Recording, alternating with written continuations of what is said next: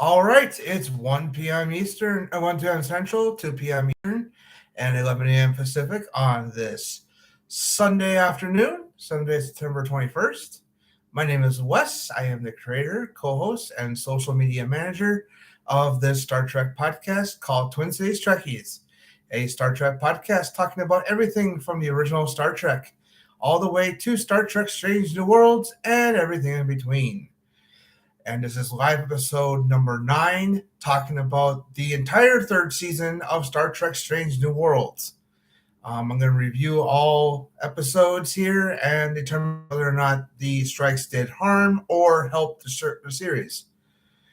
So to get in touch with us, it is simple. Send us an email at tctrekkiespodcast@gmail.com. Feel free to send us an email with anything you'd like to say. If you thought that season 3 was a weak point in the franchise or not, you can definitely let us know, and I'll gladly read your email on the air. If you want to leave us a comment on social media, that's perfectly fine as well. The handle for Facebook is TC Trekkies Pod. Instagram is Twin Cities Trekkies Pod, all one word. Or you can find us out on Blue Sky. Just search out TC Trekkies, and it should read Twin Cities Trekkies Podcast. If you want to leave us a comment on Spotify, you can definitely do that. When the episode is available on for the live stream audio, it should be there. Navigate to there and comment there. It should take about 1 day for the comment to reach back to us via an email. But just keep in mind that any comments or emails could be read on a future episode of Twin Cities Trekkies. Hi, Ed. By the way, the live chat is open, so if you are dropping in, say hello. That's perfectly fine. So, as Dory said, greetings, Wes. Hope you're having a good weekend. Yeah, I actually have having a great weekend. Actually, I haven't done much this weekend, so except for seeing some family on yesterday. So, but we're gonna talk about season 3. But before I get into that, I want to talk about a couple of things. I think it's 2 weeks from now. I'm going to be recording with Terry and Audrey from the Voidcast, and the episode will be dropping on October 10th. Talking about the best of both worlds, and we're going to start the Voyager celebration again. I've been very bad at procrastinating. I'm so sorry. But then technically I started it back on the 17th of this year. So I have until January 16th, 2026 to get it finished. Oh, there's 2 people. Hello. Yeah. So, we're going to turn the Voyage celebration soon. And we will get that started. I have been a very bad procrastinator regarding that. It's just because I've had a really eventful summer, to say, for the lack of a better term. I don't mind sharing my personal story here because everyone knows I had a bike injury, but then I also had a lot of other things happening with me and my wife, and it's been a whirlwind of a summer. So hopefully we'll get back to somewhat of a normalcy as we approach the fall and winter of 2025 going into 2026. So it's been very, very eventful. Okay, so let's talk about season 3. Well, it's been kind of, yeah. Yes, life is nothing without an adventure. Yes, without adventure. Yes, that is true. Very true, Ed. So, season 3 of Strange New Worlds. Did the unintentional hiatus help the series? Now, I'm beginning to think it wasn't, because I know this I actually know this because I wrote an article for it. Is that shortly before the strike started, they were about to film season 3.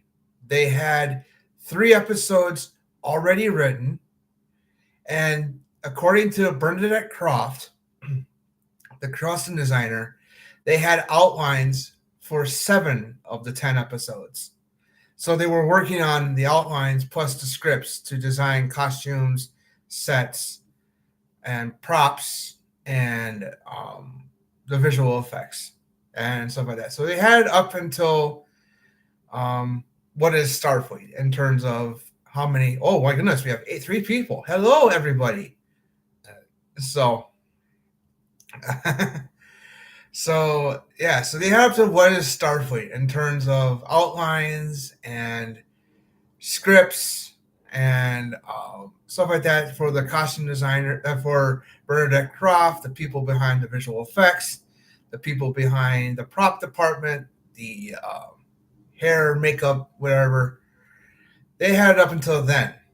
Well, and then the strikes happened, and then we had a 6-month hiatus in terms of production, and they couldn't talk about it at all. It was all struck work, all that. We all know what happened, and this podcast actually took a hiatus shortly after the strikes were authorized.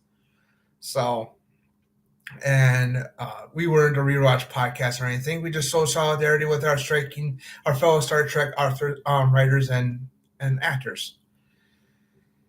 So, but did this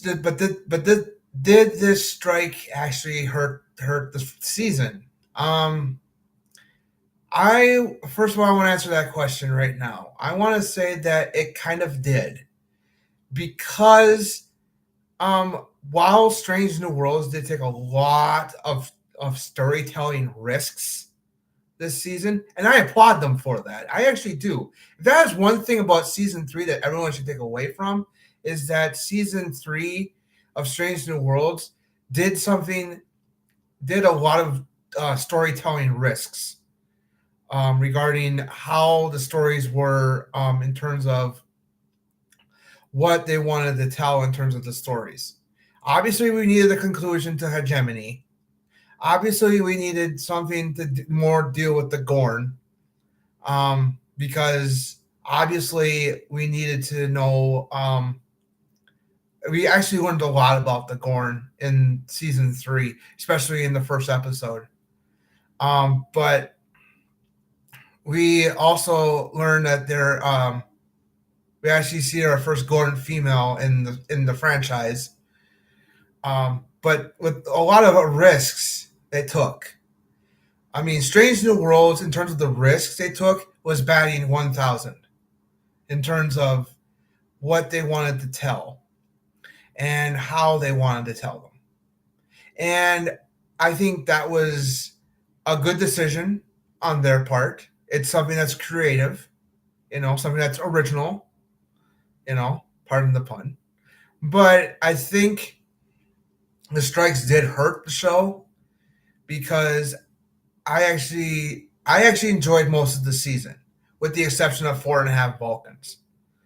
But I did enjoy most of the season, and I think Strange New Worlds definitely did take a lot of risks, and they what's the way to describe it? They threw stuff at the wall and hoping everything would stick, so to speak. And I think that did not feel like it was overall successful. But I will give the writing staff I'll give the writer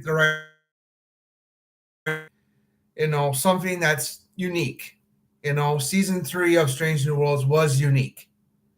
It was, for the most part, because we had a couple of comedy episodes, one of which was better than the other by far.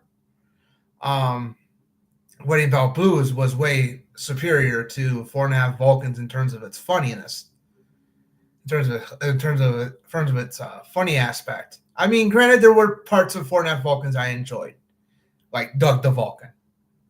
So, but I've said that before. But I think, oh wow, okay, yeah, the live chat's open, so feel free to chat. but but how I'm actually feeling about season three as an overall whole, I feel like it was a mixed bag, and I'm not saying that's a bad thing. When reviewers say a mixed bag or a mixed review of the season, the show um, could be seen as, oh, this is inferior.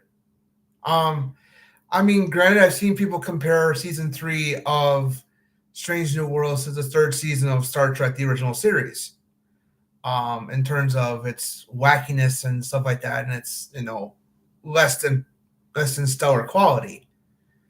But but I think this is 2025, not 1968. So they're doing a lot.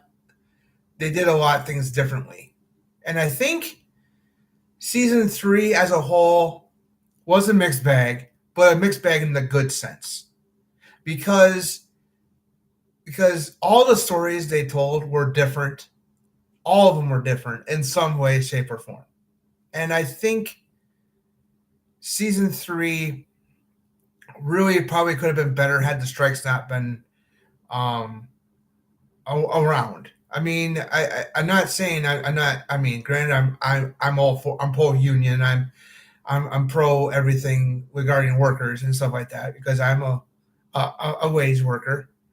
But but I just wanted to say that because I think season three, I kind of one of them was a big misstep, and we all know it was 4.5 Vulcans.